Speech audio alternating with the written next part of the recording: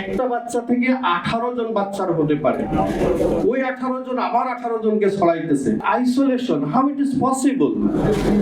Because we are living in a highly dense population area, যেখানে মানে 18-20 কোটি মানুষ। হ্যাঁ, আপনি মনে করেন একটা থানা শহরে একটা বাচ্চার যদি মিজেলস হয়, সে তার ফ্যামিলি, তারপরে সে যেখানে মুভ করতেছে সারা এরিয়াতে সে কিন্তু ছড়াইতেছে। বিকজ একটা বাচ্চা থেকে 18 জন বাচ্চার হতে পারে, ওই 18 জন আবার 18 জনকে ছড়াইতেছে।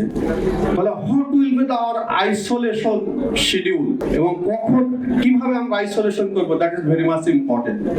এই ক্ষেত্রে আমার খুব সুনির্দিষ্ট প্রস্তাব হলো, আমাদের কিন্তু হেলথ সেক্টর খুব ভালো স্ট্রাকচার আছে। সেই স্ট্রাকচারের আমরা যদি হেলথ যে আমাদের স্বাস্থ্য কমপ্লেক্স আছে, সেখানে আমরা কমিউনিটি লেভেলে মসজিদের ইমাম থেকে শুরু করে স্কুলের টিচারদেরকে শুরু করে সবাইকে এই মিজেলস সম্পর্কে একটা ধারণা দেওয়া। এবং আমরা কিন্তু আগেই বলতেছি যে ম্যালনারিশ চিলড্রেন, যারা ম্যালনারিশ তাদের ক্ষেত্রেই কিন্তু প্রবলেম। আমার কিন্তু হেলদি বাচ্চার কমপ্লিকেশনের সম্ভাবনা খুবই কম, খুবই কম।